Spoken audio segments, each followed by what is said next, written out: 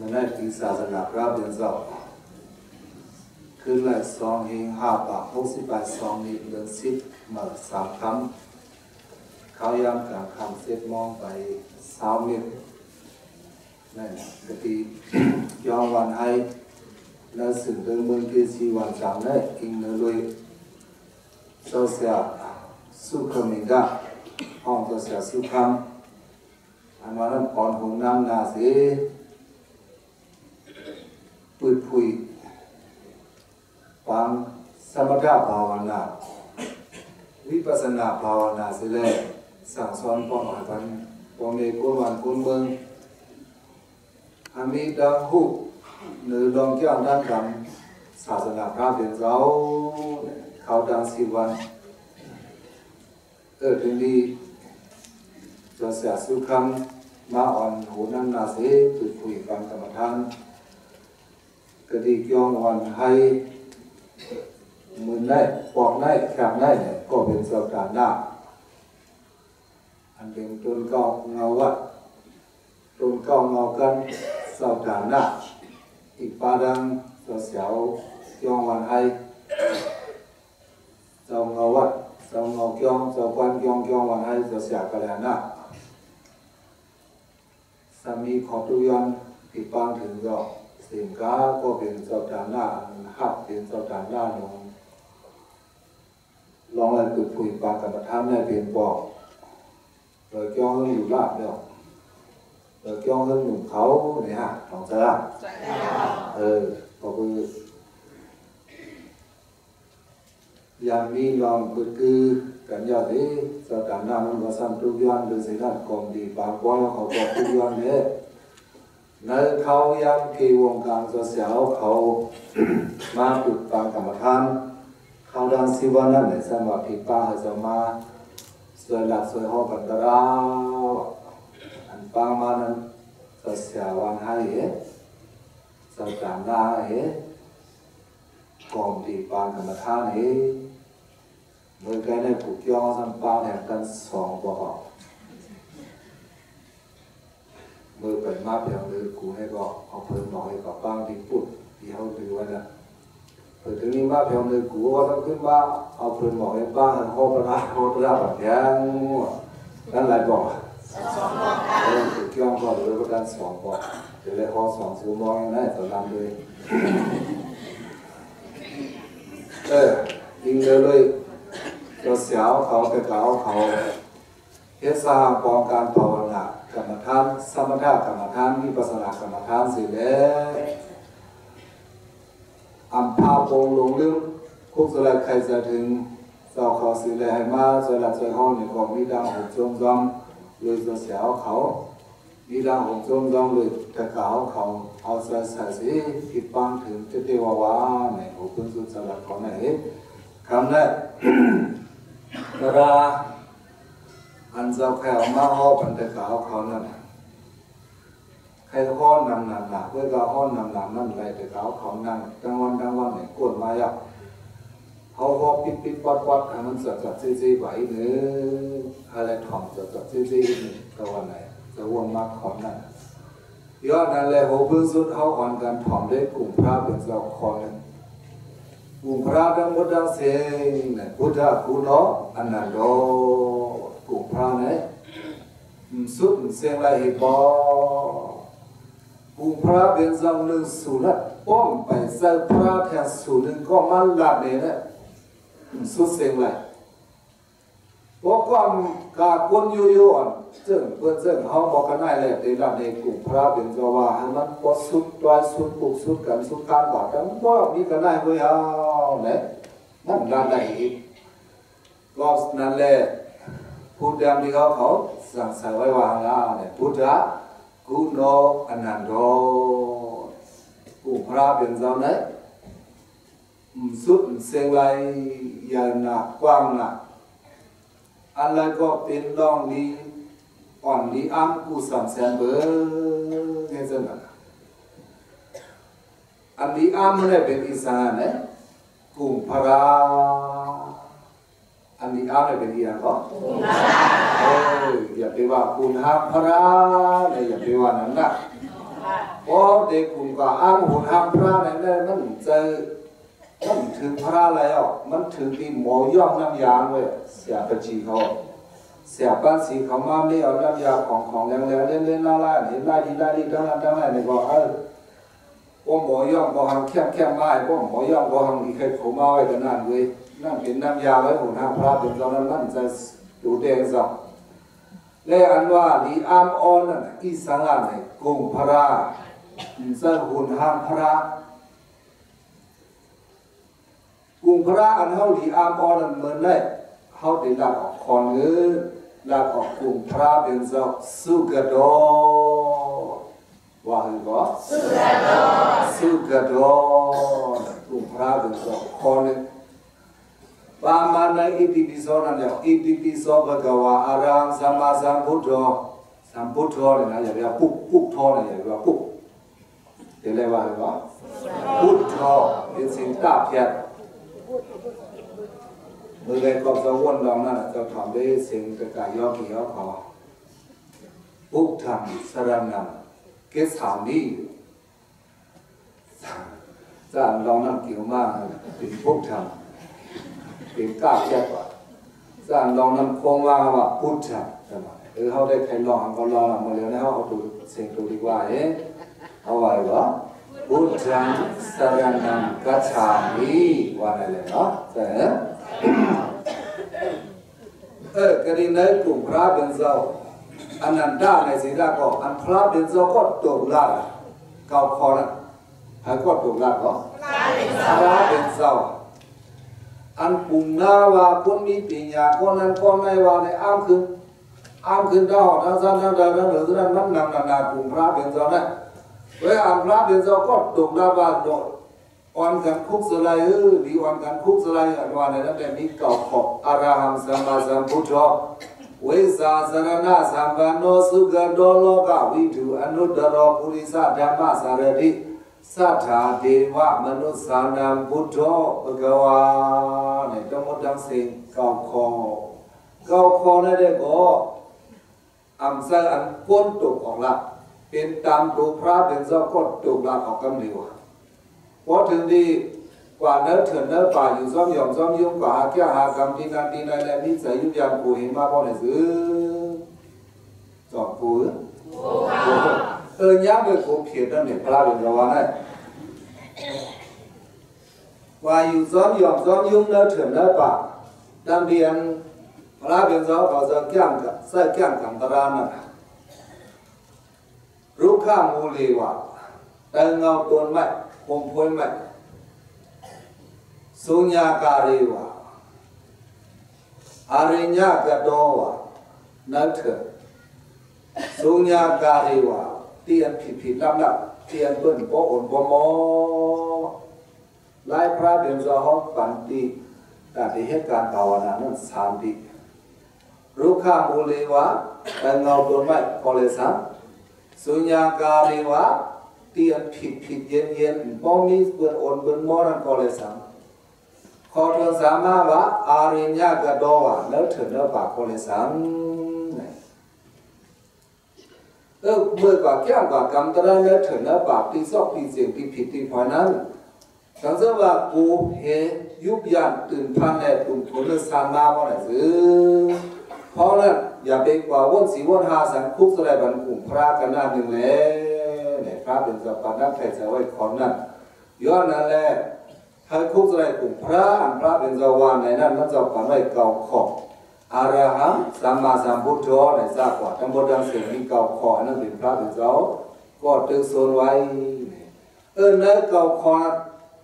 ห้องรับดังเก่าขอคำได้เขาได้รับขออะไรวะสุกโต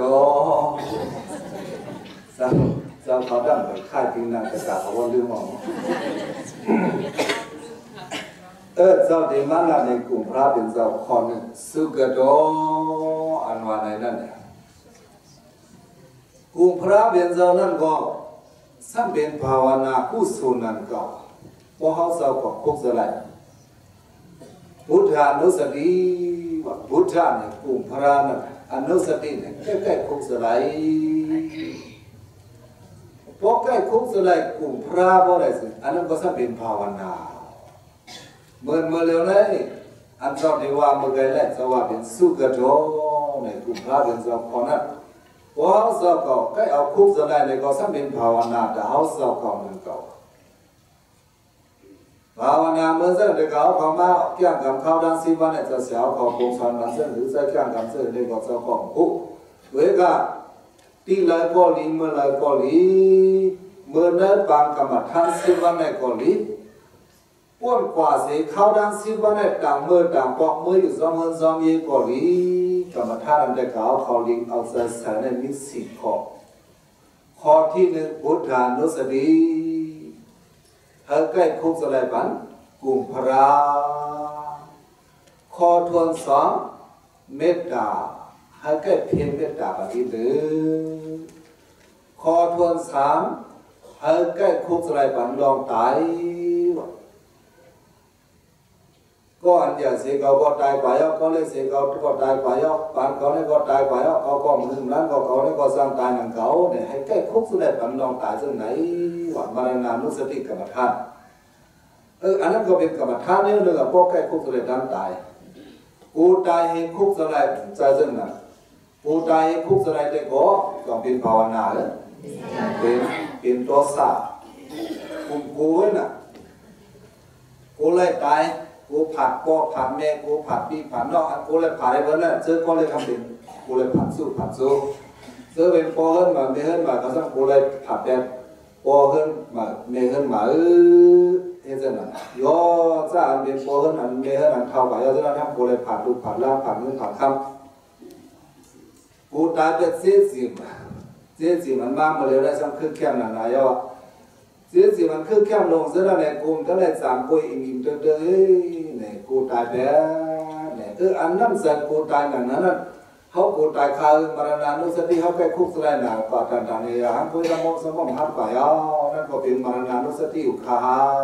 วว่าเนี่ยเสร็จบัดแล้วหูอีกแค่พวกกูตายจังนั้นอันพระเบียร์จะใส่คุกสลายมรณานุสติใส่คุกสลายดันตายนั่นลูเอามาเต็กเป็ดมาหน้าเจ้าเขาเป็นนั่นเว้ยเอาเต็กเป็ดอีกอย่างก็มาหน้าพวกเราเนี่ยพวกเขาจ้าเขาเขียนเขามักนี่เขาคือพวกว่านั่งจะเสียในมาดีมาหูเสือว่าเนี่ยมาหน้ามาข้าสั่งข้าเมียนพวกมาหน้าข้าสั่งข้าเมียนเจ้าแบบนี้ว่าเนี่ยตัดเต็กเป็ดมาหน้านั่นพระเป็นเจ้าปัจจัยใครเสือว่าให้คุกสลายปันมรณะลองลูกหายใจคอยอีกหนึ่งเลยพอคุกสลายลองรู้หายใจควายซึ่งอันนั้นเป็นภาวนากรรมฐานมรณานุสติคุกสลายดับตายพอคุกสลายดับตายซึ่งนั้นก็ไหนซึ่งนั่นเสมาหน้าอ่อนนั้นมันย้อนกว่ามันอยู่กว่าเลยพระเป็นสหันถึงคอนได้ย้อนนั้นเนี่ยเส้นเพียงเดินคอทวนสามเป็นอย่างของมันกันได้มรณานุสติกรรมฐานในเส้นไหนนะก็ได้ข้อทวนสีอันนี้ก็คุกเลยมันแทนกรรมฐานแทนเดียวนึกสั้นเป็นอีสานเลยอาสุภะอีอย่างก็อาสุภะลองรู้หายใจควัดของหางดีตรงนั้นเนี่ยตายเยอะเกินเกินลงเยอะอีสานตายของหางดีเห็นไหมว่าตึกเรื่องตายซ้ำดังของหางดีเกี่ยวตายซ้ำดังของหางดีเห็นไหม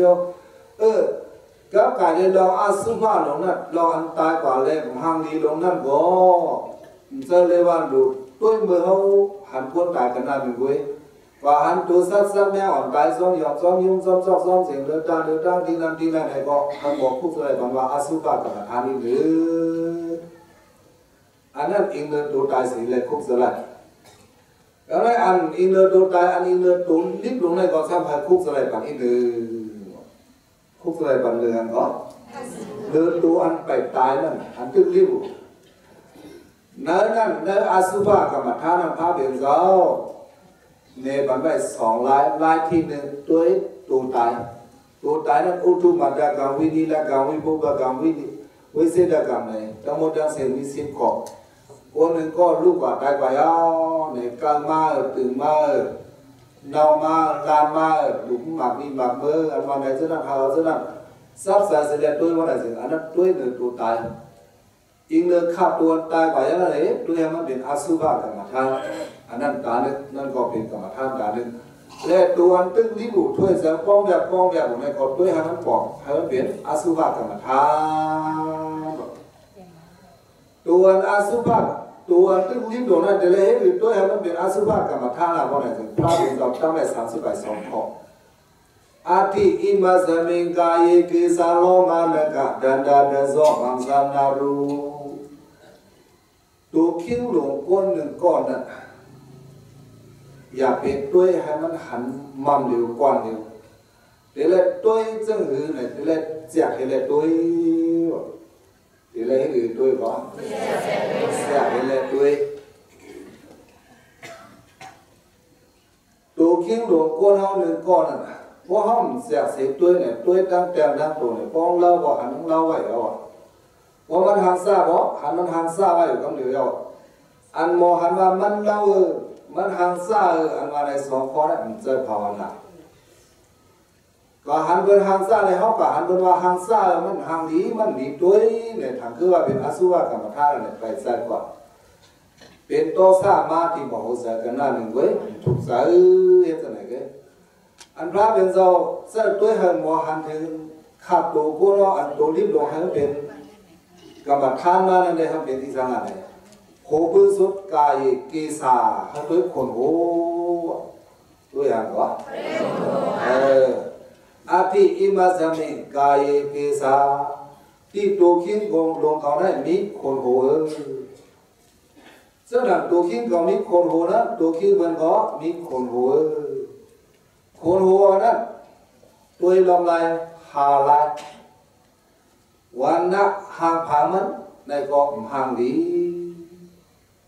การทักเสียวมันก็หอมสันดานะปับผามันก็ยุ่งเอายาว2 ยุ่งเนี่ยก็มันซ้ำบ้างดีด้วยหรอโอ้ยุ่งเอายาวลงไว้ใครไหนฮักกาบกันเนอะพระเป็นเจ้าเสื้อตัวนั้นการธาตุดอกวันนาดอกสันดานนาดอกวันนาดอกหากผามันก็ลำพืชญาจ้างคนโอหอกก็เรียกว่าอะไรข้าวสลอดเนี่ยข้าวสลุดเนี่ยเพอสลุดเนี่ยเรียกว่าเพอสลุดเรียกว่าไงเพราะว่าข้าวสลอดเนี่ยตึ้งอักษรเรียบตึ้งอีกด้วยคนโออันหอมมันก็เพอสลุดโอ้เนี่ยสีมันเขาในการชาติตัวเสียวมันเสียวมันก็หอมว่าหอมเฮ้ยอะไรมันหอมแล้วเนี่ยตีอันมันออกมาเลยก็โหปืนอิงธาตุสังออกมาแล้วเนี่ยปืนอิงธาตุอาโปออกมาธาตุน้ำมันมีได้ตัวคิงกัวนั่นได้เป็นธาตุอิงสังละลายเพราะไหนเนี่ยคือเลือดขี้ตือขี้มูกน้ำลายต้องใจเท่าไหร่เนี่ยคนหัวเขาอันขังขึ้นมาเดี๋ยวก็หัวเขานะมันอิงธาตุอาโปอันมีได้ตัวคิงกัวเอาออกมาธาตุน้ำมันมีได้ตัวคิงกัวในสมเป็นเลือดคือยางแตงขี้มูกขี้ตือน้ำลายอันเส้นนั้นเนี่ยต้องเรียกพร้อมเองนะพร้อมเองนะก็คือเสียวเส้นนั้นก็มันตึ้งหอมมันเลยคนหัวเลยปึ้งมันเองพูดออกมาก็สองมันตีหอมเลยพระเดินเจ้าเส้นตัวให้มันว่ากล่องถึงเส้นนั้นเลยคนหัวนั่นคนหัวได้หางดีนะเป็นนั้นเป็นนี้เจ้าหมอบ้านเขาเลยว่าตัวผมลำมันใต้เลยว่าไปซื้อตัวผมก็ทำลำดีนะมันลำมันใต้ว่าหางดีนะวันนี้เจ้าหมอบ้านเขาตัวนั้นมันไปใส่ภาวนาอันพระเป็นเจ้าเส้นตัวให้ว่ากล่องถึงให้ว่าเป็นอันถึงภาวนานั่นเลยก็วันหน้าดอห่างผังมันก็ห่างดีการท่าดอเสียวมันก็หอมสันดานหน้าดอฟักผังมันก็ยุ่งเอาอย่างเนี่ย3 ข้อก็ในอันนี้อะไรตัวที่มันปืนอิงออกมาแล้วก็ซึ่งสว่างหมดเลยนะปืนอิงทันน้ำนะตัวเขาเลยออกมาเลยก็ที่มันเลยปืนอิงออกมาแล้วก็ปืนอิงขี้มูกขี้ตื่นน้ำมูกน้ำลายคือยางแดงเลือดจะไหนปุ้นขึ้นมาเลยจงไว้ทันขึ้นมาเลยย้อนนั้นเลยร้อนนั้นเลยปืนอิงออกมาแล้วก็ห่างดีก็นั่นแหละทานาตัวเตียนมันตั้งนั่นดูเนี่ยตั้งหรือก็โหตั้งหรือออกมาหรือก็โหเขาว่าโหตีออกมานั่นก็ซ้ำเป็นหรือไว้ละเนี่ยก็โหกลัวแล้วนะ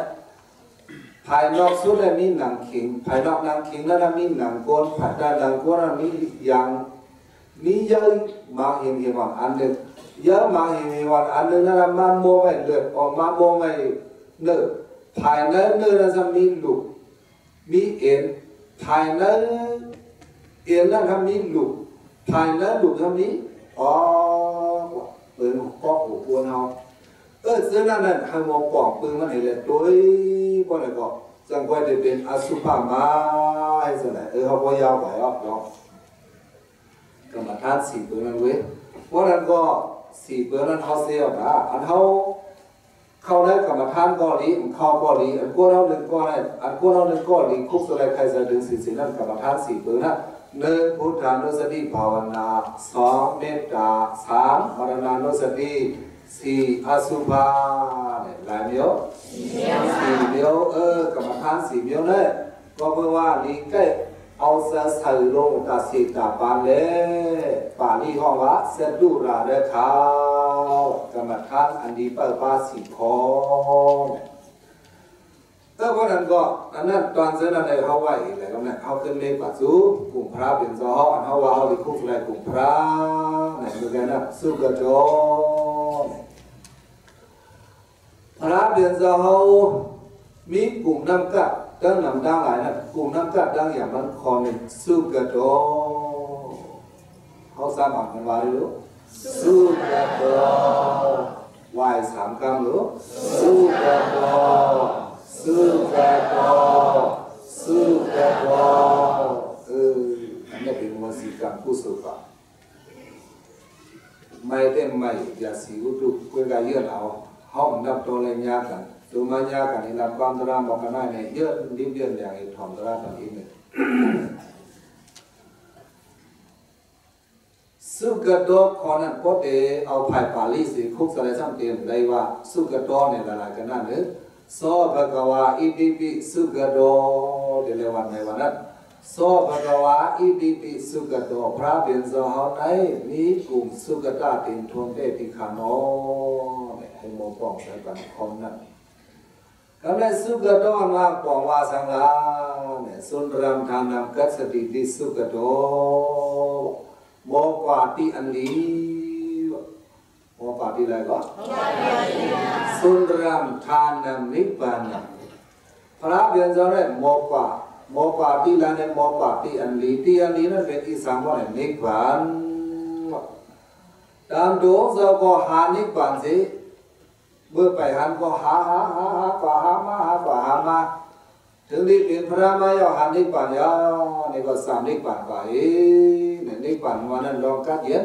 หาลองกัดเย็นให้ปัจจุลองกัดเย็นไปเนี่ยพระเป็นสาวกลุ่มน้องกัดได้อย่างคนเขาจะได้ทำปัจจุกันละล่ะขี้เราปัจจุเสียงเรานั่นนะขี้ยาปัจจุเสียงยานั่นนะแล้วเขาปัจจุละเขานะจะเขาปองใจเหรอจะเขาปัจจุดีเหรอพระเป็นเจ้าได้สุกโตโมปาติลิติเป็นติกัตินิพพานอันว่านั่นแหละกลุ่มนั้นก็ดังอย่างมันจะขอหนึ่งสุกโตก็ในอันสุกโตนั้นละโดยลองสักกว่าแห่งการนึกซ้ำละลองกว่าก็ได้เนี่ยมาเนี่ยก็สัมวาไลว่าก็นั่นแหละกลุ่มพระเป็นเจ้าสุกโตว่าเนี่ยโมมาลีว่าหรือเปล่าข้อที่หนึ่งเมื่อไงโมกว่าลิลีโมกว่าในกว่าลิลีแต่เอาทิ้งจะเป็นพระหมายตัวเขาถึงได้กว่าอันกว่าพิษเปิงให้ปอกพิษได้กว่านั้นมีให้ปอกพิษได้กว่าวันนี้อินเดียไปวันพิษอะไรฮะกว่าทุสมยาปานอะไรกว่าทุสมยาปานอะไรเนี่ยมันมีเรื่องนั้นนะเพราะว่ามันใส่ในรถดำดวงจะหูเรื่องเงื่อนเวไปเห็นคำเดียวยาวลองเส้นนั้นบอกว่าโมกว่าลิลีถึงที่ว่าเมืองสมังสัมมาลีลีว่าลูกตีหลังมาแล้วเนี่ยลูกตีสอบเตย้อนสู้เป็นพระมาตัวก็ถึงเป็นพระสาวกรมาเอาย้อนเป็นพระมาทุกย้อนเป็นพระมาตำดีพระเป็นสาวที่บังกลานับอ่านขึ้นปลังเตียมมุสมาเป็นพระย่อยขึ้นนับคนนังกว่าปีปอง มันหึงกว่าก็ก็สีอสังเกตไปแสนกับผาเมื่อคนมาเข้าด้านสีอสังเกตไปแสนกับผานั้นพระเป็นเจ้าสกรมาได้ไปมาเป็นเจ้ากรมาเลยที่เป็นเจ้าสายสีเจ้าสายสุเมธาลูกดีเป็นเจ้าสายสุเมธาอะไรกว่านุ่งยาเสียเจ้ายาเสียสุเมธาอะไรกว่าพงยาพระเป็นเจ้าที่บังลาลูกดีนั่นสิเลสังไปย้อนสู้เป็นพระมาเฮ้จะไหนนั่นตั้งแต่ดีเจ้าย้อนสู้เป็นพระมาตัวพอถึงดีเจ้ามาเป็นพระในเข้าด้านสีอสังเกตไปแสนกำผ่านได้เข้าไปดังพิษดังเปิงเหมาเนี่ยมีเหตุผลไปดังพิษดังเปิงเหมามีมาได้ซึ่งเรื่องในไปวนพิษอีสังพิษวะไปวนพิษหลวงพ่อบอกมันคอนนั่นนั่นเปิงวนหลงนั่นโลกาหลงนั่นสัตสะทิฏฐิวะโอเสดาทิฏฐิวะไม่สาทิฏฐิไปวนอันพิพิธเบิ่งสัตวาในมันคือเมื่อโลกาลงในมันคือเมื่ออันวาในนั้นเป็นสัตตาทิฏฐิและโอเสดาทิฏฐินั้นจะเป็นไปวนอันขาดพอตายก็หายแล้วคนนั้นมีเป็นสัตว์ที่ทางยาวในสืบเข้าด้านสังสารสังทางยาวลูกสังย้อนอะไรเมื่อเลยมาเป็นเพราะว่าเป็นคนก็ดูอยู่ดีกินดีนุ่งดีกันนั่นนี่กุ้ยลูกวัดด่าเขายังวันนึงเมื่อด่าสังสีแค่ยาวเพราะว่านั้นมาก็ได้ซื้อโอเสดาทิฏฐิไปวันเดียวอันป่าสุอันว่ามันคือมันในกองนี้ไปวันของพระเป็นเจ้าวันเจอละในอันนี้สักมันสิเสียนสิเดียวในเป็นพระมายากวันของถึงอันนี้สักเมื่อไปเป็นพระอะไรถึงนี้อยู่ในข้ารังสังสารที่สร้างบารมีมาจนก็หันถึงว่ายุครานักราทั้งหมดทั้งสิ้นเป็นอันนี้สักอันหมอไปตั้งพิษอะไรมาตั้งอีกตั้งงานนั้นก็ได้สุกดาแล้วในแทนคอหนึ่งสุกดอเมื่อคอที่หนึ่งเมื่อไงได้ว่าก็หมอบาลีดีคอทนสองมาสวะหมอบาลีดีแทนคอทนสามมาสวะกว่าห้างดีผังอาวะกว่าสลือสลามนี้คนเขาเป็นคนยุ่ยๆอยู่เศร้าเนื้อมือคนเนี่ยบางกองบางเลยดอนนักสื่อด้านสายโดยปัดแค่เป็นเขาได้กินให้กลางมันกว่าเพราะอันกว่าจ้องตาเป็นบอกกันนั่นตึกด้วยไรอยู่อันมาเพียงดีจ้อเลยถึงมาปัดแคบหรือว่านั่งเดินจ้อลงก็นั่นก็ห่างดีนะห่างดีสู้กระด้างใส่เอาเป็นนั้นพอรับเดี๋ยวเรามาในเขาดังสัมสระตั้งเด็กที่เราเป็นพระมายาในก็กว่าเลยไปเลยก็เลี้ยวให้ขัดตั้งหูเลยว่าก็ในเพิ่มหันเขาเอาเล่ตีอยู่สลือสลามีเหตุผลก็สังเล่มีดังนั้นละเนี่ยก็ที่มาโหสพระเป็นเจ้านั้นมันมีกิเลสายอ่ะเพราะว่าที่มาโหสมีกิเลสาเพราะอะไรสิมายาเนี่ยปามาคุเดียวมายาเนี่ยมอลเลนมอเปียกเอาซบเปียกเลนจะเอาโดคินเปียกเลนไปเสือป้าก็อาสาหังเสือป้ายังไปเกี่ยวก็อาสาหังเกี่ยวยังไงเสื้อนั้นก็เป็นไล่มายาไล่มูยามายานั้นนะมันอิงสายเล็บเป็นอะไรอิงกิเลสายเล็บเป็นพระเป็นสารก็เพิ่มมีกิเลสานั้นเยอะเลยว่าตบที่ซอกที่เสียที่ผิดที่พลอยก็เลี้ยวเพราะว่าเด็กยกห้องลงว่าเสื้อตัวเห็นตรงนี้เหรอมีอันกว่าเจ้าเล็กย่ออะไรไปกว่าดังดีดังงามอย่างเลยอย่างนั้นกำเลยกำนั้นนั้นพระป่าที่สัตว์ว่าหมอป่าดีหมอไปดีกว่าหางดีผางามนะอันกว่าหางสร้างมือนี่ว่าเพราะนั้นก็ผู้พระเป็นสัตว์สุกดานคอทนสามนั่นที่บอกมันประมาณนั้นแล้วแล้วนั่นเดียวคอทนสี่สุกดานบอกว่าละเนี่ยโมลักโมวางก็พระเป็นสัตว์เนี่ยโมลักเรียนเพียงด้วยปืนนั่นสัตว์โมลักบอกกันก็อันหันดีเนื้อซาให้พวกหันดีมากเนี่ยโมลักเขาชมหลักได้ขึ้นคือปุ่มงาอุเดียอินปุ่มงาก็ปุ่มงาอุเดียสิสุนโดนันอุเดียเวทีมันอยู่นะเวรนซาเวรนซาก็เป็นพระเรนซาพระบัติเนื้อทุ่งมันอยู่นะเพราะพระบัติเนื้อทุ่งมันอยู่นะแล้วในดอกปุ่มงาก็มันกันกุกันกี่มาสุภาพเรนซามาให้สังปองดองอะไรยิ่งว่า sau cố mà lên mít củ nấm cắt đang yếm tiếng thôn đi bố quả hôm đó này ra đến từ thìa ra đến từ chế cả họ khai mà nào giờ ăn nó đóng xuống á xuống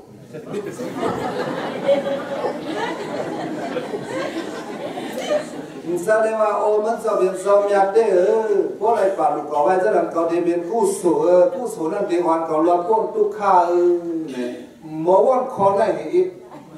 đang quan này quan sẽ hứa này bố có vai sau này làm phát một tí heo tí cả tổ của mà sau đó điện cứ đoạn này giờ lo pha giờ waเอาgiờ lo phaกับสุพลังไว้น่ะมันก็นั่นแหละมันจันส่วนเฮาว่าได้เป็นคนน่ะเผื่อเดี๋ยวนี้มาเพียงอีพระเขาเป็นกลุ่มนามาได้ตอนไว้พระที่วันให้ได้สองมีคือกลุ่มนามี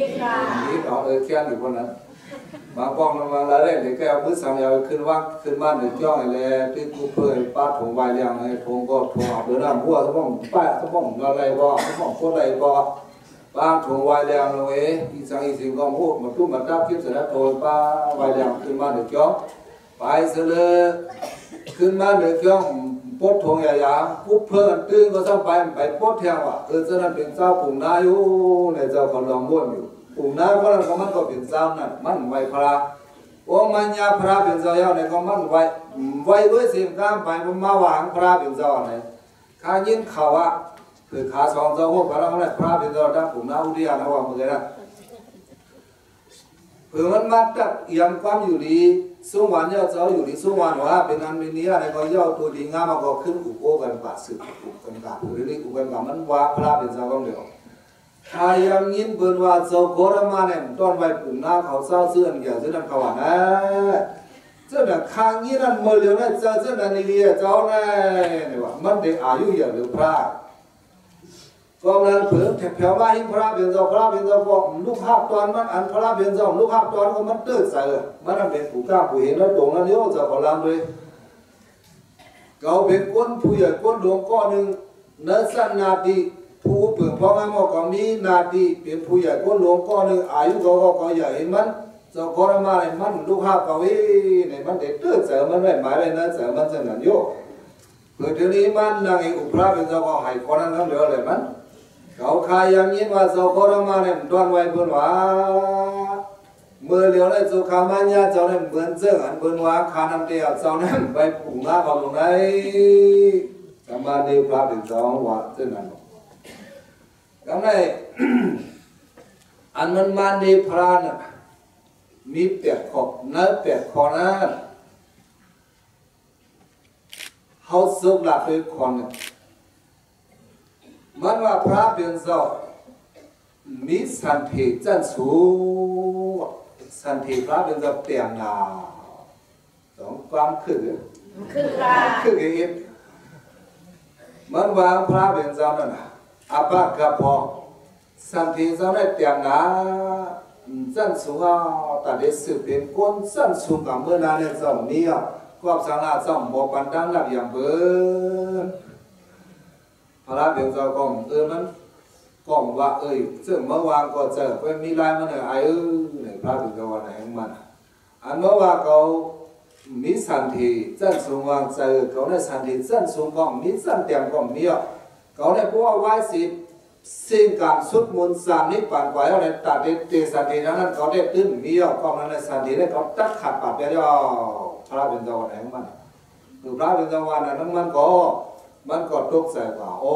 เจ้าหน้าเขาเรียกว่าสันติผีในสูงเรือสันติกูนะสันติสารในสูงเรือสันติผีก็ถึงบอกเจ้าหน้าเราแค่ว่าเจ้าหน้ามีสันติอ่อนได้เป็นสันติแถวนะคนนั้นได้แก้หรือเขาควรกุมเยอะละ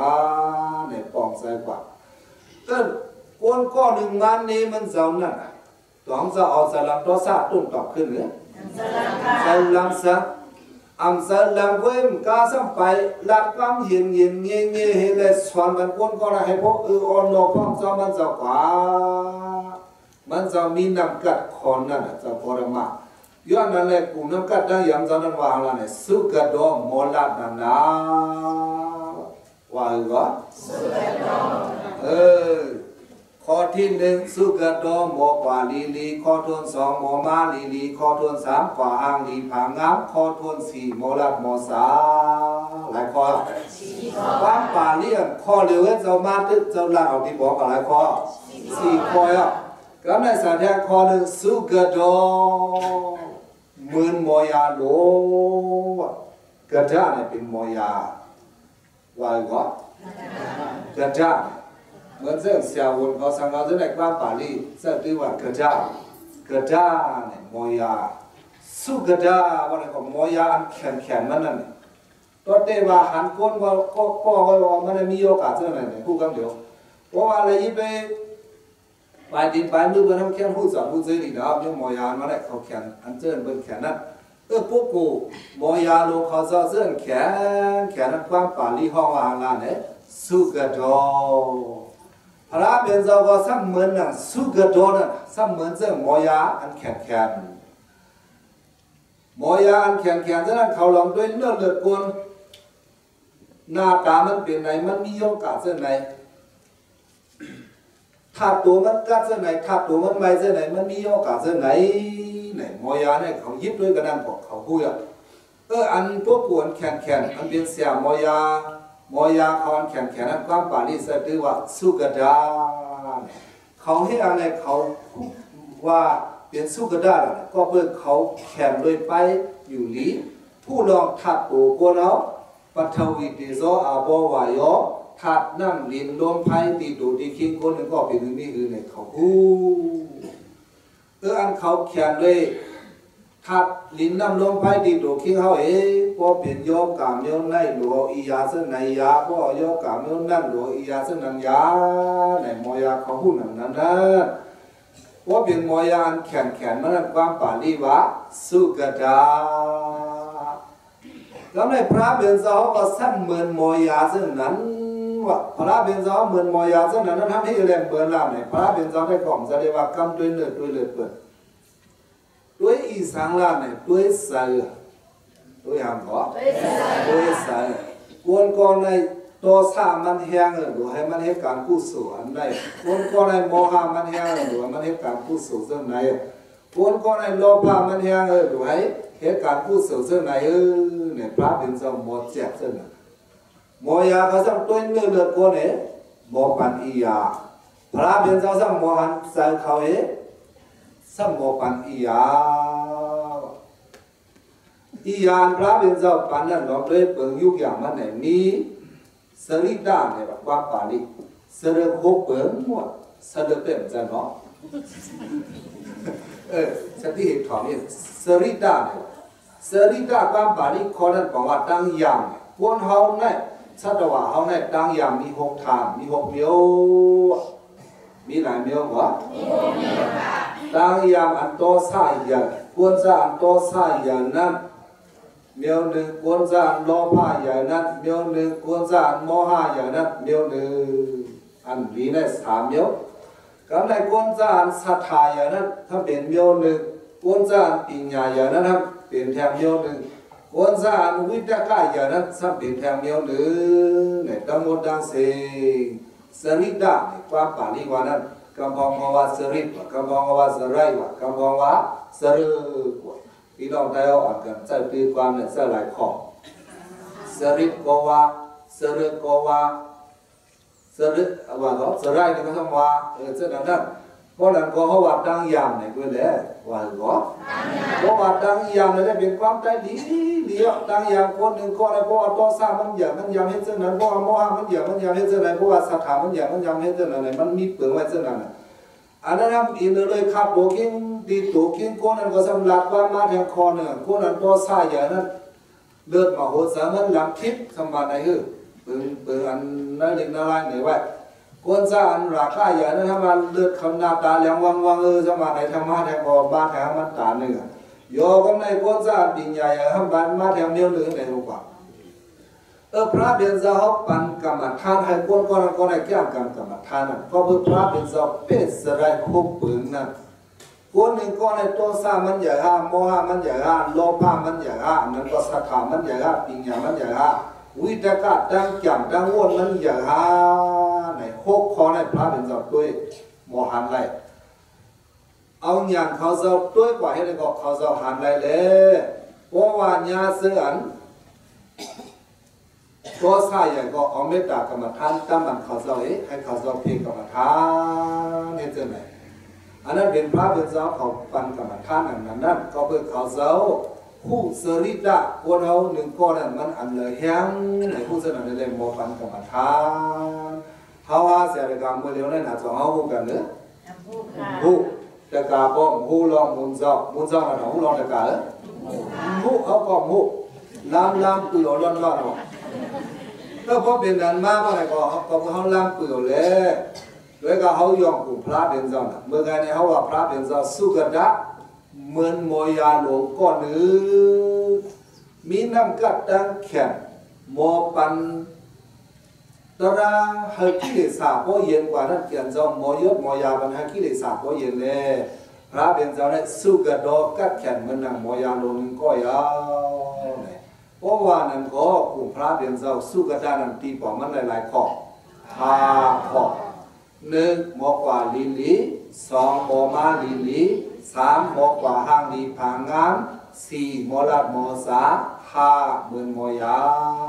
วคำนี้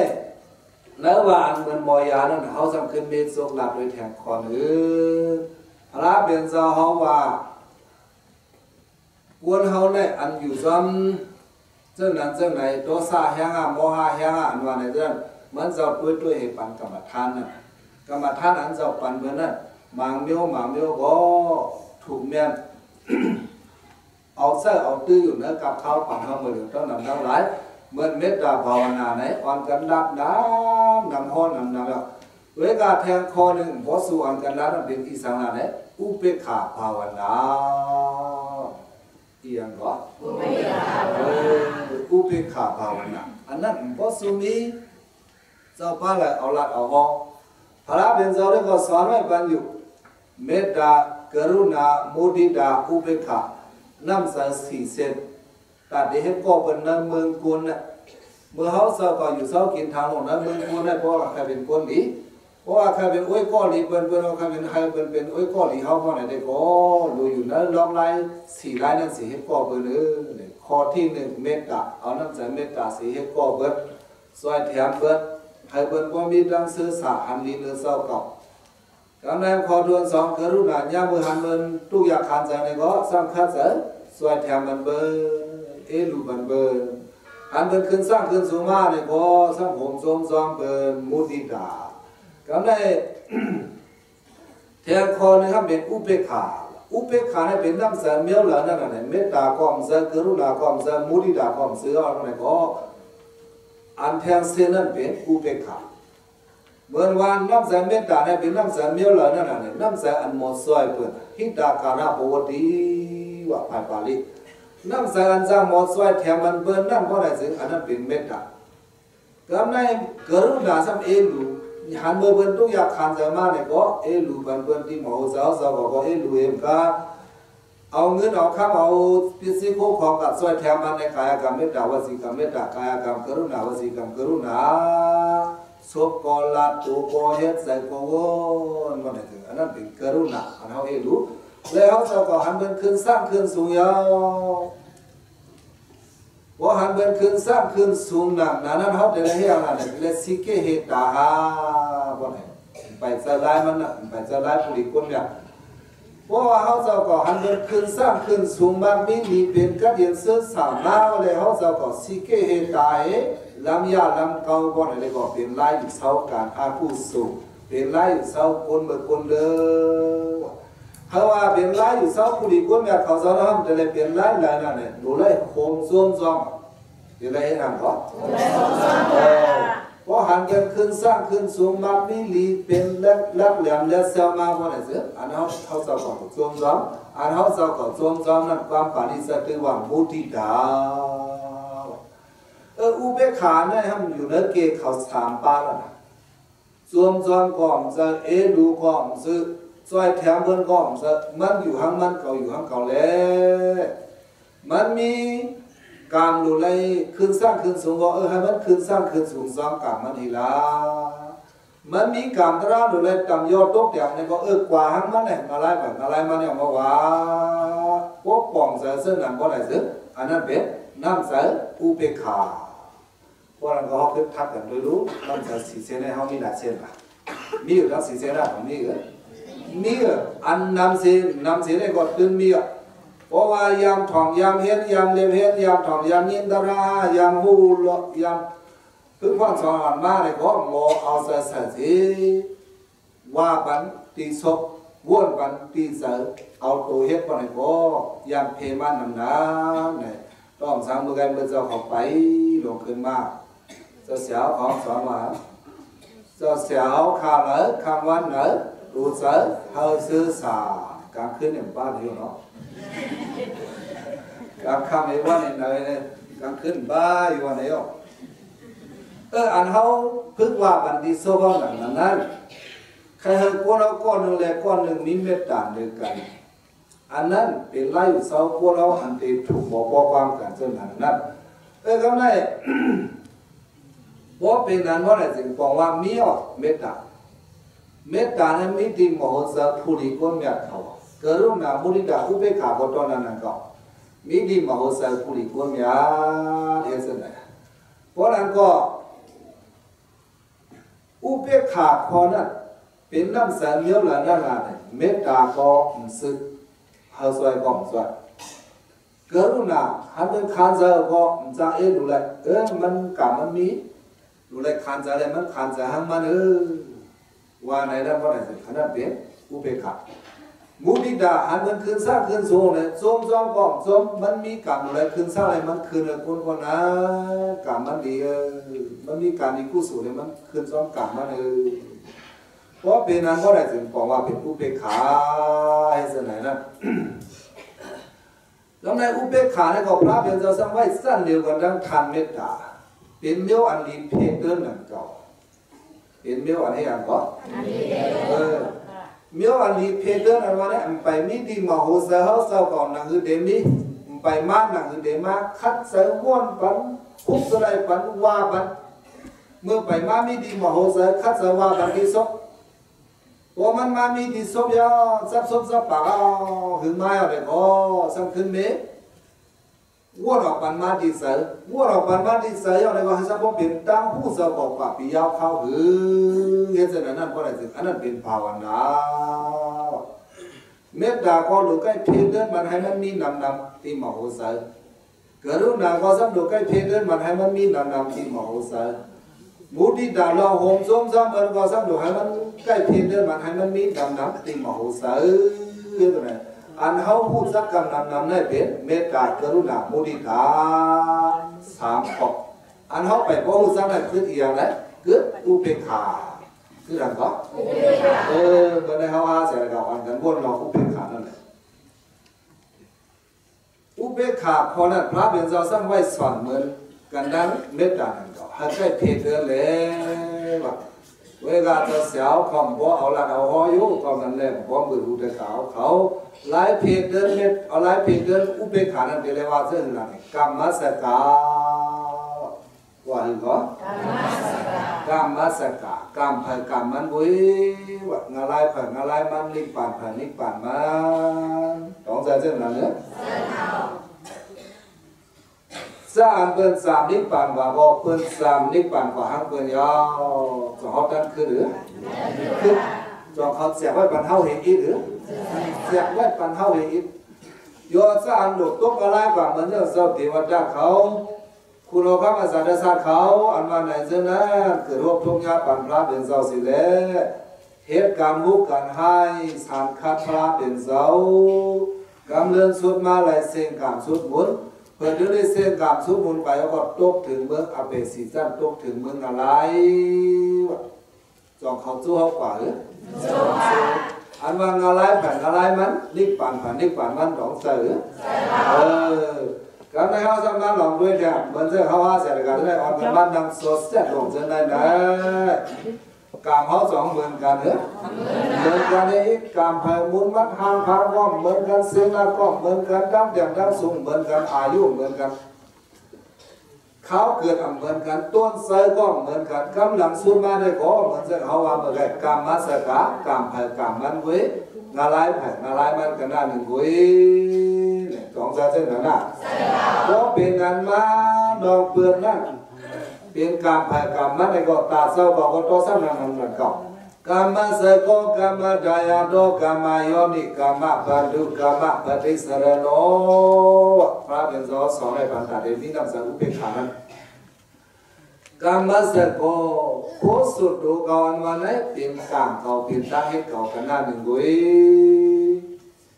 ต้องใช่หรือ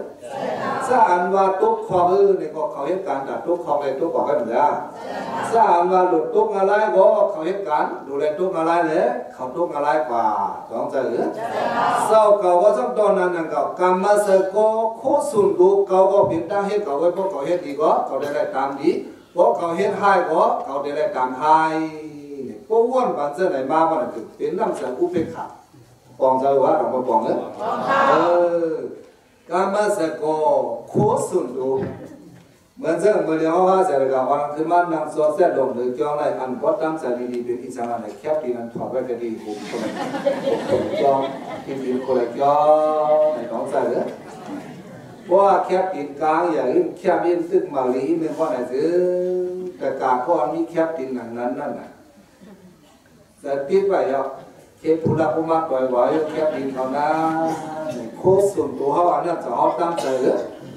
ตั้งใจพวงใจเสียตึ้งไม่ใจซ้อมนั่นอันเขาโคส่วนตัวเขาดังเยอะเขาอยากเป็นเงินวายอ่ะไปพ่อมาก่อนละโลว่ากาว่าเฮือนว่าเยว่าพิเศษพวกของว่าเงินว่าข้าวว่ามาในเรื่องอย่าเป็นเนื้อดับสอบแค่ดินอ่อนเขาเจอก่อนไม่ถอดไม่ดีหุบคนใดที่ดินคนใดบอกกันนั่นอันนั้นก่อนเจอคู่เขาว่าเนี่ยเจอคู่เขาเต้ๆอยู่เขาเจอก็เฮ็ดก็หาก็ซื้อก็ใส่สิเอามาใส่มาตื้อเนี่ยโคส่วนตัวนั้นน่ะหรือสิโคเจอก็เจอโคผังเต้นั่นก็เวลาโคเจ้าก็อันเป็นที่สิโคของผู้สั่งแสนเบิ่งซะนะมันจะโคเผาเนี่ยเอาปิ้งยาบันวาได้ก็เสือเอาโซซาพิสุปันปานได้ว่าได้ก็เสือเป็นโคสุ่มตัวเขาเจ้าก็เต้เนี่ยนี่ผ่านเองแหละลองว่ามันจะตื่นเป็นโคเขาเจ้าก็เต้เวลาโคเจ้าก็เต้อันว่าเป็นเจ้าสินโคของเกี่ยวแสงเงินคำมาลาวูควายรถกาเครื่องขี่เครื่องยีเติบตาส่วนเหิบทั้งหมดทั้งเส้นเส้นนั้นเป็นโคส่วนโคเศร้าเขาเนี่ยเป็นเมื่อไรนั่นน่ะเป็นโซเขาเป็นเมื่อไรก็เป็นโซเขาเป็นโซเขาไปตายผ่านมันโซมันไปผ่านเขาก็น่าดึงเหรอแค่กินเขาพวกมันรักเปล่าดองจะโคเขาเหรอใช่อันนั้นก็นั่นแหละโคส่วนตัวเขาอันเป็นดิสีดังหลงได้มันจะโซเขากันนั่นสู้ข้าวบอกกันคืออะไรสู้เจ้าก็ไปผ่านมันไปผ่านที่มันไปผ่านตายมันแถวตานี่ก็สู้มันไปผ่านเจ้าก็ว่านั่นเป็นโคสุนดูเจ้าก็อยู่เวกาสังเกตว่าเจ้าก็ตายผ่านมันยาวสองมันเด็กกับเจ้าเขาหรือเจ้าเขาเพื่อนใส่เข้ากับมันนึกกว่าเขาอ่ะกำพองบางกว่าบางแล้วนะเอาข้าวมันมาสามูใส่มันนั้นส่งไปส่งถึงป่าเหี่ยวอยู่เพื่อจะป่าจะมาเด้อป่าเหี่ยว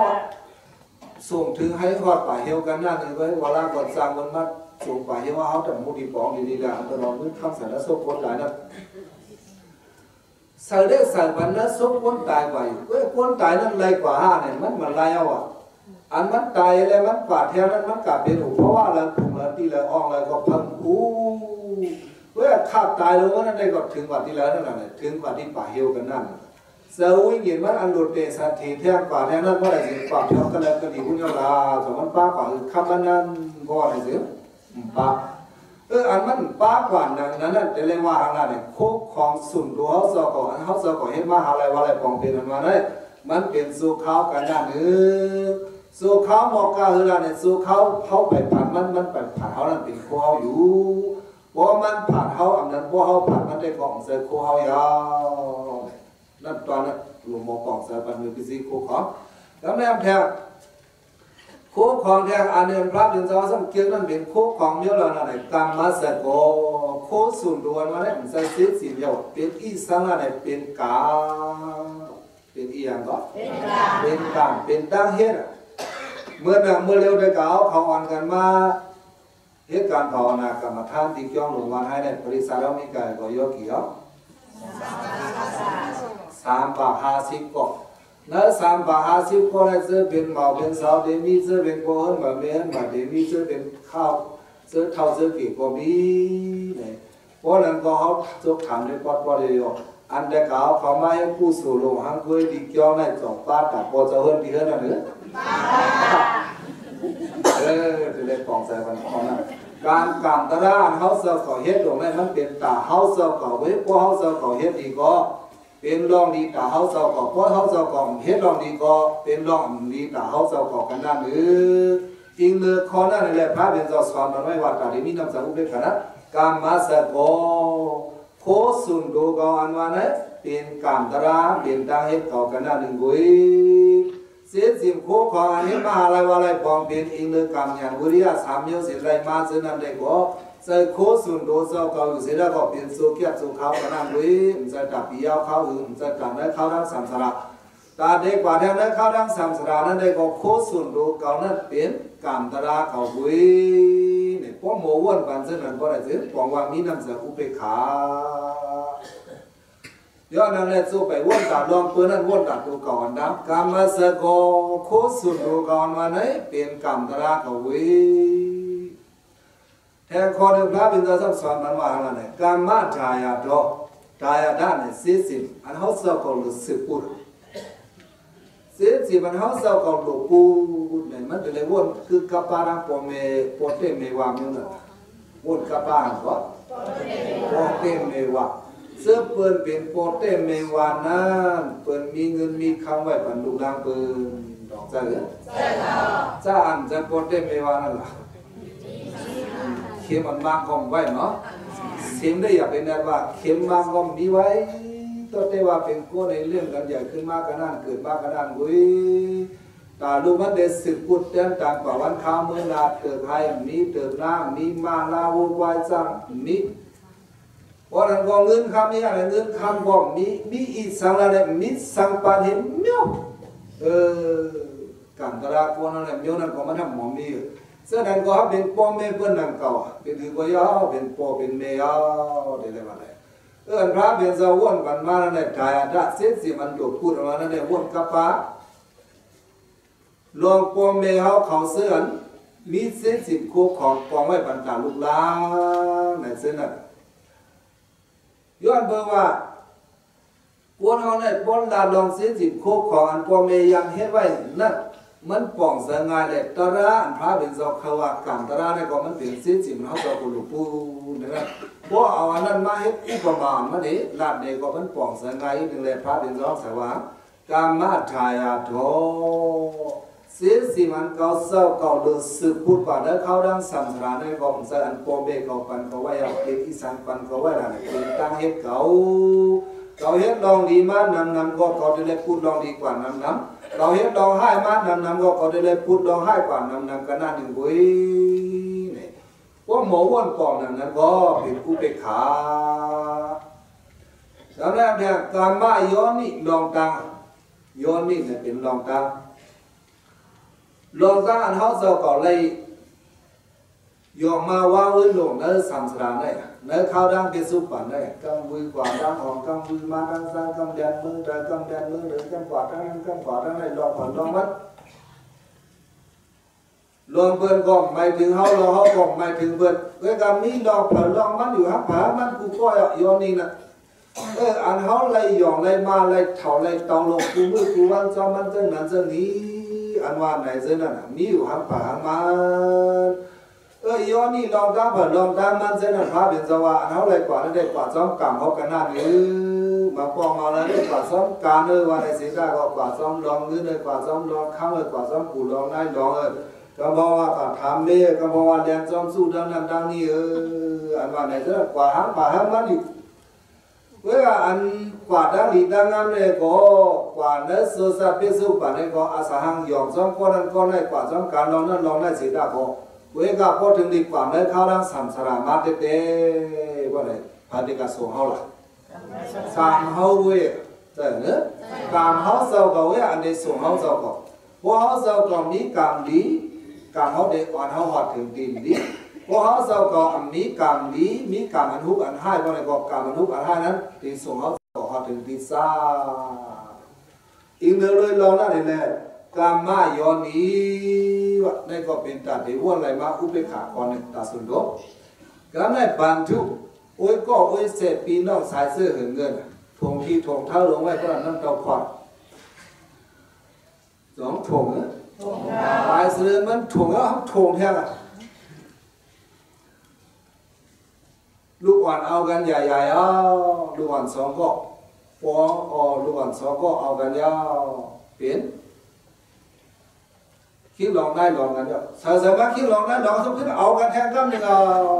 สองยามเฮ็ดเลยเขามียามเฮ็ดเป็นยามเฮ็ดจ้าเพราะเป็นอันสองถ่วงเลยพอดว่าพอดนะเพราะเป็นอันมาว่าอะไรสิอันนั้นปันชูความป่านิสัยหรือว่าขวดกันไว้ขวดตีนึงย่อขวดตีนึงขวดตีนึงย่อขวดตีนึงเพราะเป็นปมเป็นไปแบบโม้หมดก็ได้เป็นปีก็ได้เป็นหน้าก็ได้เป็นอาก็ได้เป็นรองว่าหมักเมืองเราไว้สายว่ามันจะเอาสังขวัญกันทั้งเก่าหมอกยาเขาแตกบอกเลยขวัญได้ว่าพี่น้องหมอกยาเขาแตกสมัยไหนบอกตรงว่าเนี่ยว้าวอันเขาเลยเอากันเฮ็ดปีเฮ็ดนอกปีนอกอันว่าในด้านการชูว่าพระเป็นระหว่างกันป่าดิปีนอกอันเป็นสายเสื้อเงินก้องไก่กันเจอนะเป็น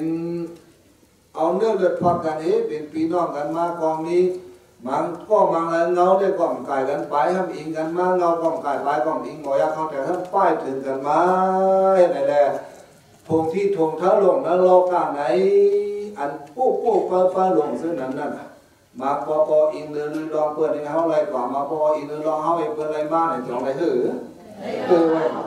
ว้กลุ่มกว่าจ้องปั่นทุนนั่นยุ่งยากนี่นั่นนายนั่นก็ก็ไม่ปั่นทุนนั่นนะเมื่อเขาเศร้าก็ควบทบยางโดยอยากตั้งฝืนในก็สามารถช่วยกันเต้นนั่นก็อันว่าบรรทุกเส้นอันเป็นปีดอกเส้นอันเป็นโอ้ยก็โอ้ยเส้นเส้นยามเมื่อเศร้าก็ทบทั้งอยากตั้งฝืนในก็เขาก็ช่วยได้ยามเมื่อบรรทุกทั้งอยากตั้งฝืนในก็เขาเศร้าก็ช่วยได้อันเขาเขียนช่วยกันโน่นนั่นใส่บนดีกว่าจอมสุกี้ตัวเขาได้หนังว่าให้เสนอนั่นยามมือเพื่อนช่วยเขาพอเขาจงยามมือเขาเลยขัดช่วยเพื่อนก็เพื่อนก็ส่งให้เสนอบรรทุกอันนั้นมันทำฝ่าอะไรในเขาดังสัมสระฝ่าอะไรในเขาดังพิสุปันสุกี้ตัวเขาอันบอกกันนั่นเมื่อแล้วนั่นแหละเนี่ยเมื่อลีไปแตกเมื่อไรก็เมื่อลีไปแตกพอลีแตกก็กันนั่นคงตีกันคงลีในพวกจะก็บอกคม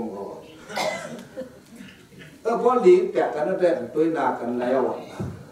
ตัวลีไปแตกนั่นก็อาสาหังถ้าผมส้มแดงกันไหน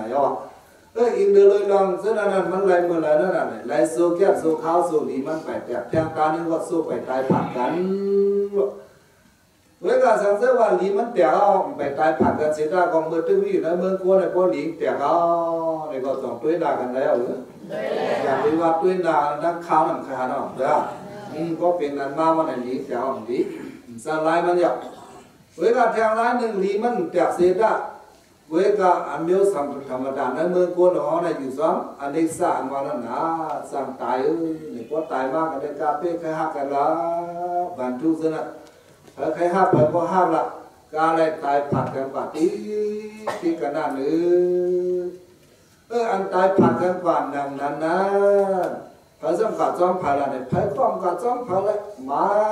มันก็ห้ามส่งถึงป่าเหี่ยวกันนั่นเฮ็ดกันนั่นนะโอ้เป็นปันทุกปันทุกนั้นมันไหลสู่แก้วสู่ขาวสู่มีนาเมืองกวนไว้กับพวกก่อนให้เขาดังสัมสระได้ป้าอะไรอันก่อนให้เขาดังสัมสระได้ป้ากว่าอะไรนั่นเป็นเดียวอะไรนั่นเนี่ยปันทุกอันเป็นกามเฮากามเฮาเจ้าก่อนเจ้าก่อนเลยให้สหปองลองดีลองอยากไว้เส้นนั้นสันเสวะเจ้าก่อนเลยให้สหปองไว้นำในก็ กามเขาเศร้าก่อเป็นอันดีมันนำนั่นก็ไหนก็เขาเศร้าก่ออะไรกว่าจ้องกามอันดีนำได้เพราะว่าเขาเศร้าก่อเป็นสูงขึ้นก็ว่าอะไรถึงได้ปัดก็เห็นกว่า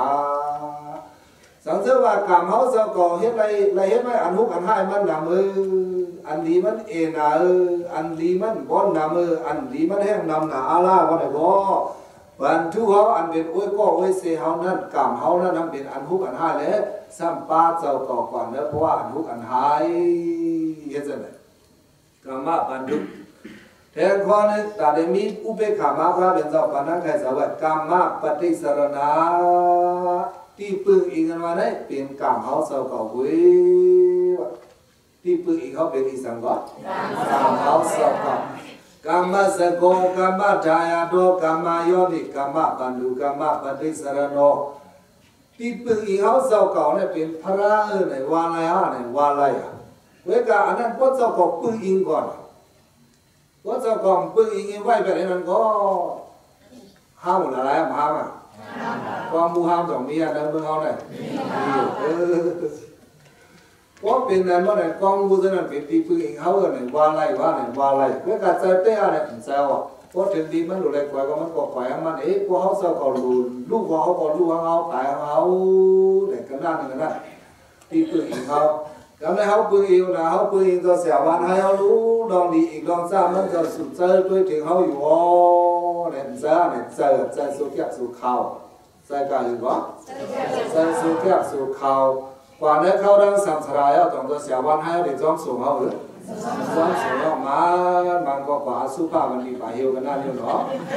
น้องนักแสดงอันเดีกว่าเขาอันเดีกว่าจ้องสูงมันนั้นเขาดังสัมสลายเขานั้นเป็นอีสานในกรรมทราเขากันนั่นหรือกรรมเขาอันเดีจ้องสูงเขานั้นเป็นมีสองดอกกรรมดีในด้านกรรมให้เพราะว่าใครกรรมดีจ้องสูงก็ลูกค้าใส่ก่อสร้างการดีปันน้ำเพราะว่า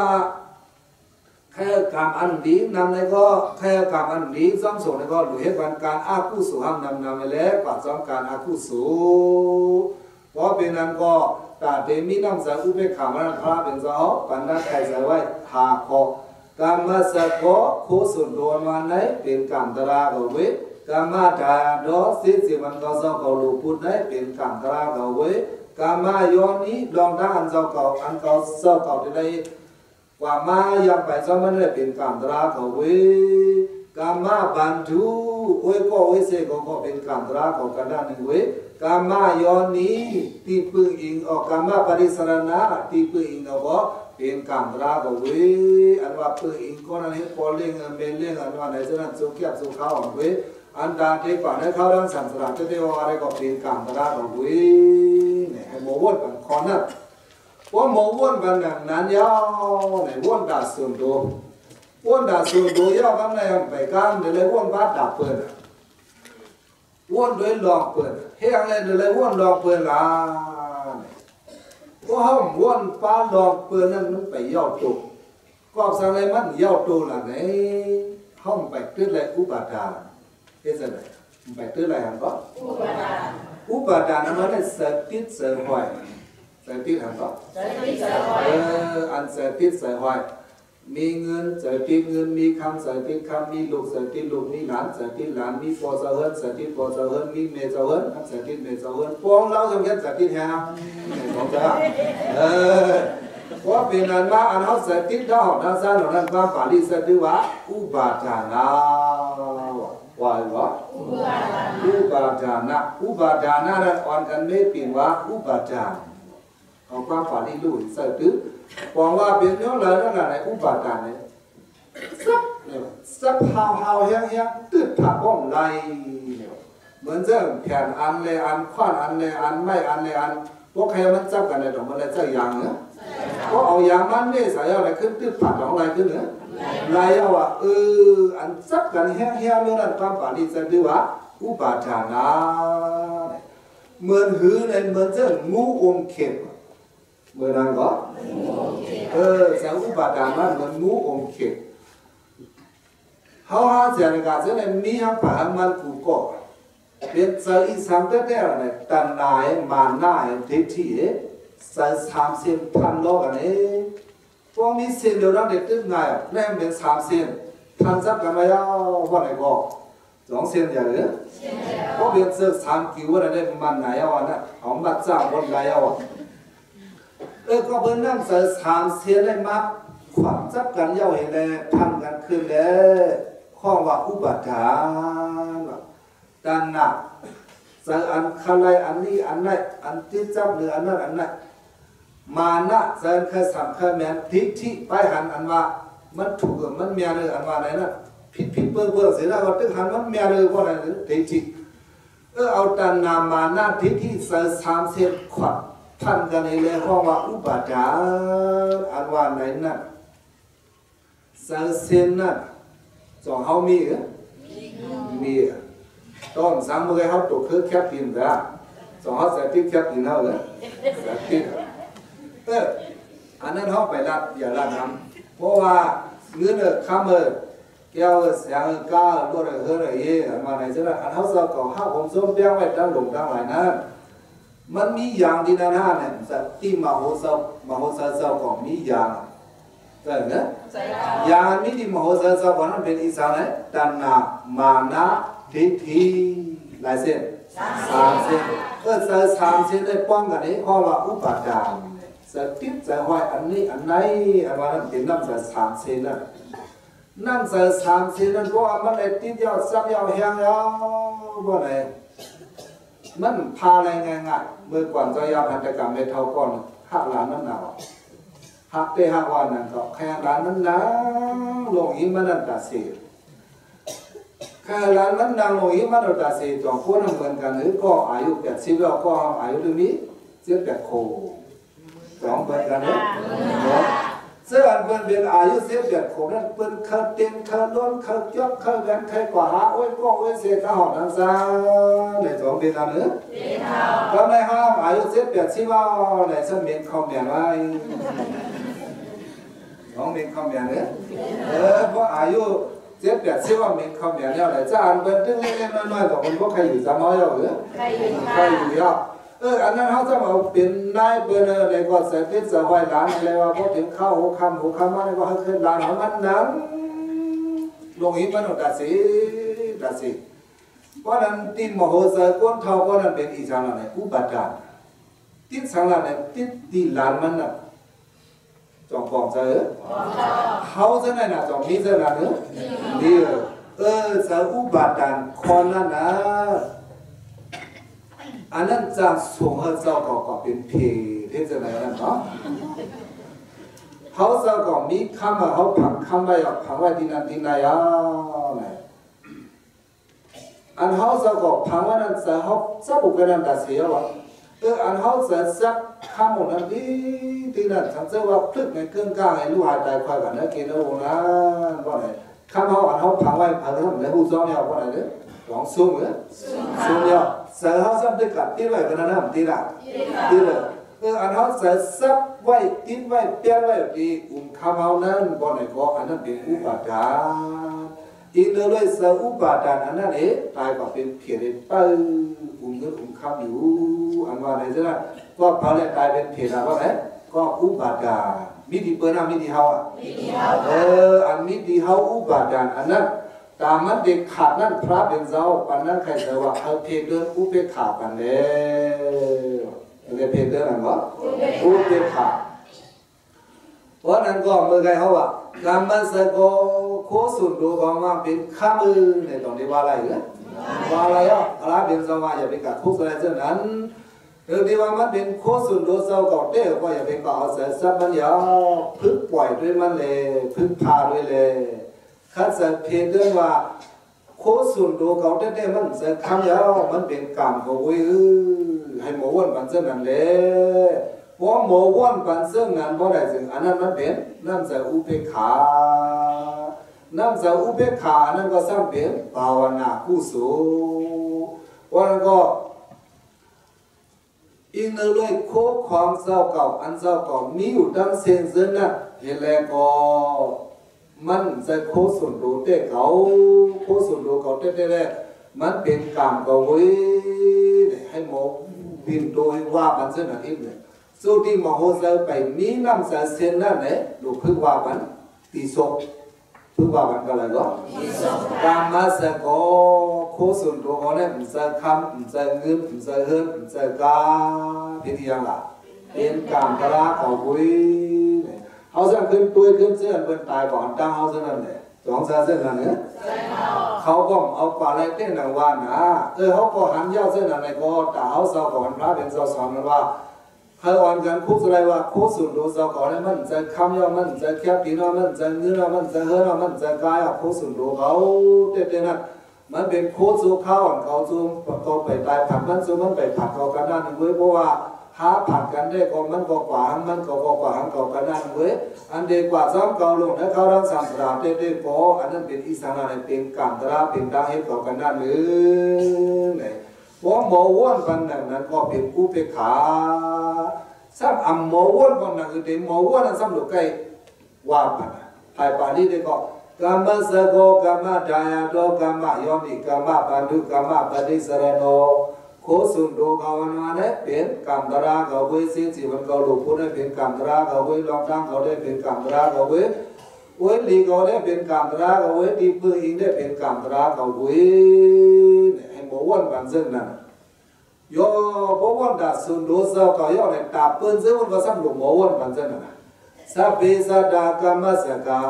สัตวะดังลงในโคสุนโดเขาเป็นกรรมตระเขาเว้ยในความทรงเมตตา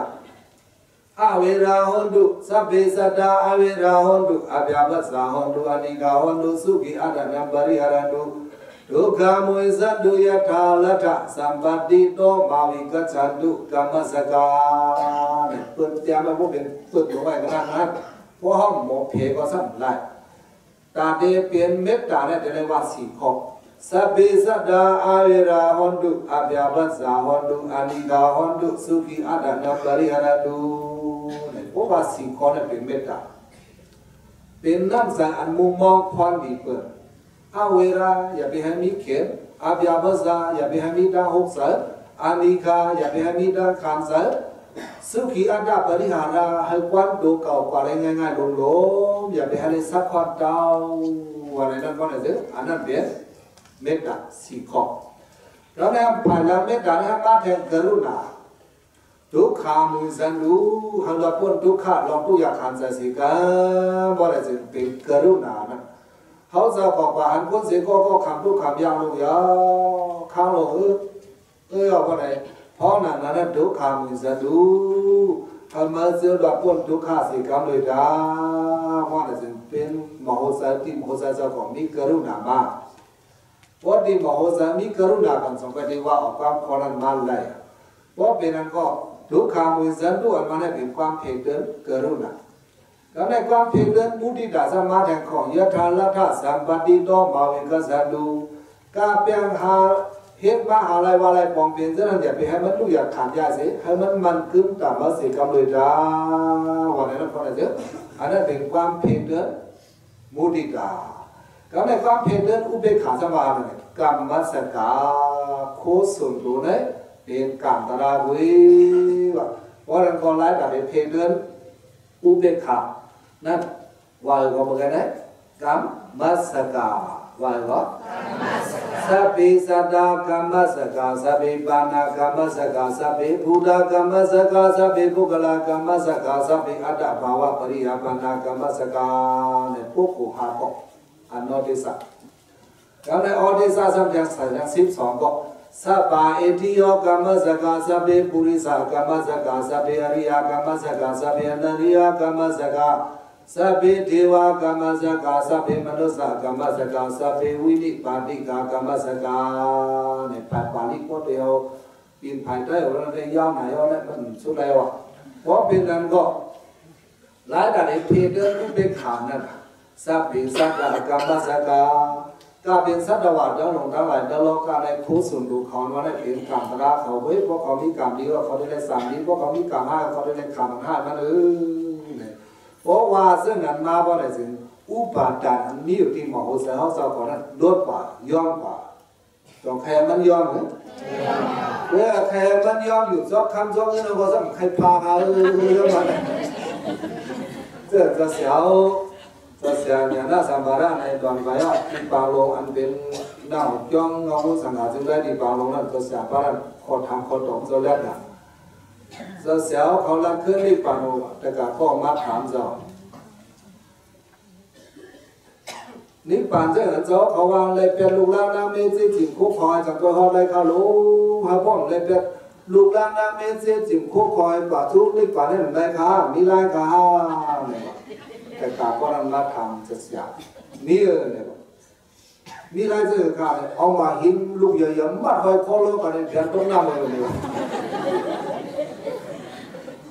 แต่กลางขึ้นมาจะไล่กันเลยเสียบอกเลยไม่ทำว่าจะไล่นะเนี่ยนี่ก็เป็นนั่นไม่ก็โย่จะอุเบกขามาเนี่ยก็แค่เพียงแค่เวลาจ้องข้าวจะมาแค่พาว่าไหนก็อุเบกขานั้นใครอยากไปเวลาอยากเสียได้ก่อนหนังอื่นเด็กมีมาง่ายๆที่หมอหัวใจนั้นสู้ไปมีที่หมอหัวใจเดี๋ยวเลยให้มามีกันเลยเดี๋ยวเลยว่าปันติโซบเดี๋ยวเลยให้อยู่ก็ทักษะว่าปันติโซสัพเพสัตตากรรมสกากาเป็นสัตว์ว่าทั้งหลายทั้งหลงเสนะโคสุนดูเขาเป็นกามตระเขาเวสัพพิปานาสัพพิบูดาในภายปาลีนั้นแล้วในอินเดียเลยกามตระนั้นเวนั่นก็สร้างขึ้นว่าสัพพิสัตตกรรมสกาสัพพิสัตตกรรมดายดาสัพพิสัตต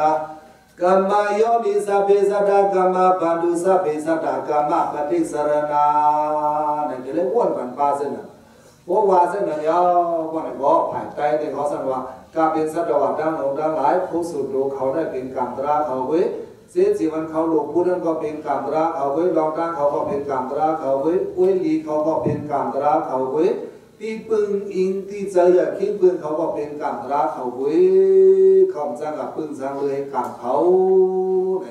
ว่าโมวันปัจเจนั้นก็ได้สิอันนั้นบอกว่าพึ่งวาดีโซอันนั้นพึ่งวาดีโซนั้นก็ว่าดียาวเขาหึงมาปอกมันหนามาว่าไหนก็นั่งจากอุเบกขามาอ้องทางตีมาโหเสาเสาเก่าว่านั่งจากอุเบกขาอ้องทางตีมาโหเสาเสาเก่ามันนำยาวว่าไหนก็จากอุปาทานเขานั้นลดยอมว่าใครมันลดยอมเขาเดี๋ยวอะไรหรือใกล้เพียงเกินกันอุเบกขาภาวนาก็ในอุเบกขาภาวนานั้นก็นางกล่าวซ้ำเป็นอุเบกขาบารมีเลยก็มีว่าอะไรก็อุเบกขาบารมีอุเบกขาเป็นหมด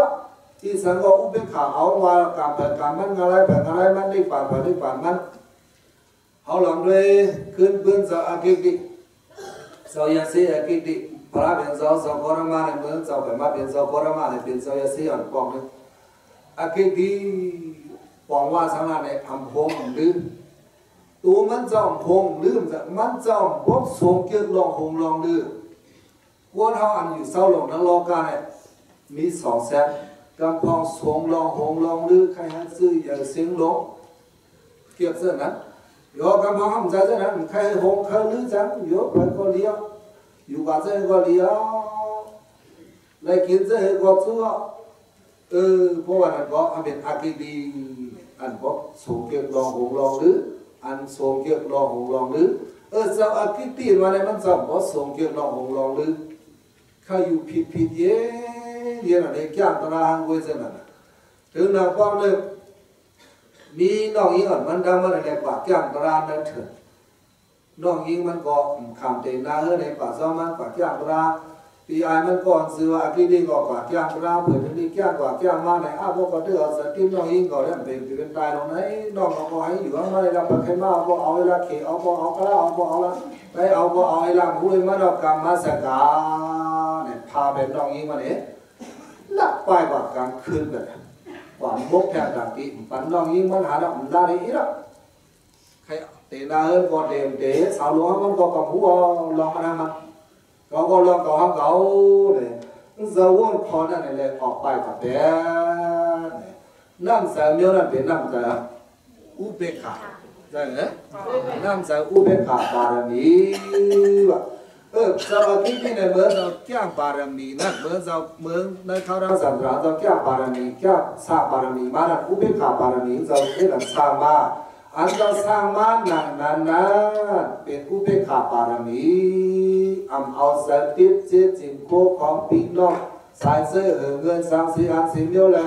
การเปิดมุนมันก็การก้อนก็หลุยจนก็เฮ็ดกระด้านหนึ่งไปเอาพอไหนก็อันนั้นเป็นอุเบกขาปารมีว่าอ่อนกันข้าจะแก้งกันเมตตาปารมีว่าอ่อนอุเบกขาปารมีว่าอ่อนกันข้าจะแก้งกันอุเบกขาปารมีสร้างอ่อนกันข้าจะเฮ็ดอุเบกขาภาวนาบ่ได้จึงเสตนาอุปาทานอันสร้างกวาดฮัดไว้เดือเสียจิมโคของพี่น้องลูกหลานนางเมษนั้นบ่ได้ก็อุปาทานอันนั้นมันได้ลดกว่าย่อมกว่าที่ๆกันแล้วกำเนิดสุมาจังขาดปิดบอกก็จังเป็นไรอย่างนั้นเวลาเพราะว่าอุปาทานอันนั้นไปขาดไรบ่ได้ก็ทุกข์ข้าลงในก็ต้องติพ้นไรเหรอพ้นไรกำเนิดทุกข์ข้าย้อนเฮาให้กำเฮาทุกข์ข้าย้อนเบิ่นี่ในก็สังเบิ่งได้มันจะอดรานี่นาลีไปกันได้เนี่ยจะกล่าวของวัตถุทุกข้าหนาวหนาเสื้อพ้นก็บ่ดิ่งกว่าดิ่งมาอย่างเงี้ยเพราะปีนั้นก็คำได้อันเฮามาหลักบัดข้อบอกคำได้ในจะเขาป้องใจจ้องกลุ่มพระเป็นเจ้าสุกะโดเนี่ยคอหนึ่งเอาเนี่ยได้เป็นกลุ่มพระเป็นเจ้าสุกะดาในเนื้อมอปาลีดีสองมอมาลีดีสามปะหังดีปางงามสี่มอลามอสาห้าเมือนกุศลามอยาอันกัดแข็ง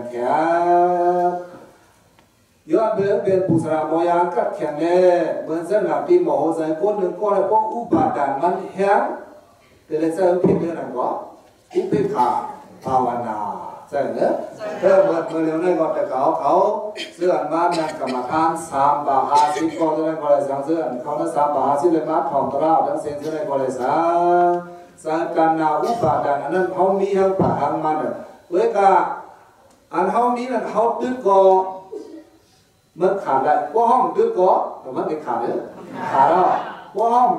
ตื้อเราเส้นสิบคู่ของเส้นเราวางมาไงนั่นเฮินว่าเยว่าเงินว่าคำอาจจะนั่นห้องตื้อมันยาวห้ามหนาหงหนาส้มหนาเปี้ยหนาเงินเก่าคำเก่าก้าเก่าเฮินเก่าเขาว่าอะไรเลยข้าจะเฮินกันนาอุปาทานเขาหาวขึ้นแห้งขึ้นดีเสียงดังโอ้ว่าถึงวันหลังสุดมาเลยจะเขาจะได้ว่างกว่าอะไรวางเนี่ยเวลาสู้ไปวางเลยเขาหลุดเลยพึ่งปล่อยด้วยนะเสือหางเว้ยเสือเนี่ย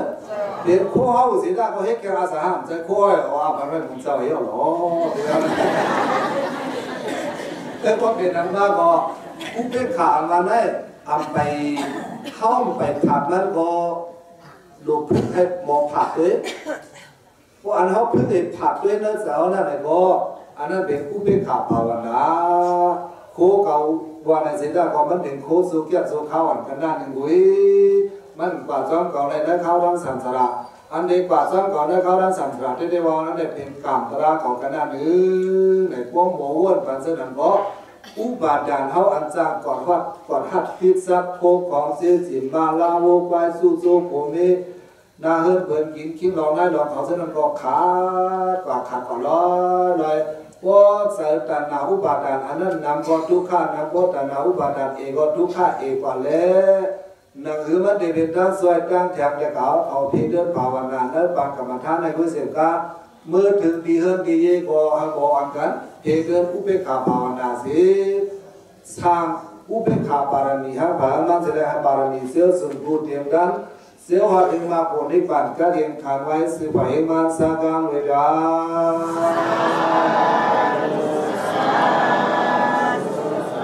กุศลมีดีนาดียาดีนาเมาคาชาดาวาไว้สร้างบารมีนา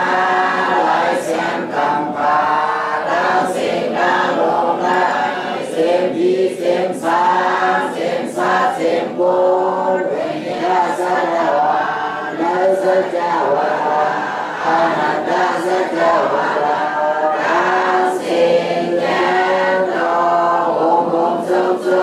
สาธุอนุโมทนาในพระกุศลพันลี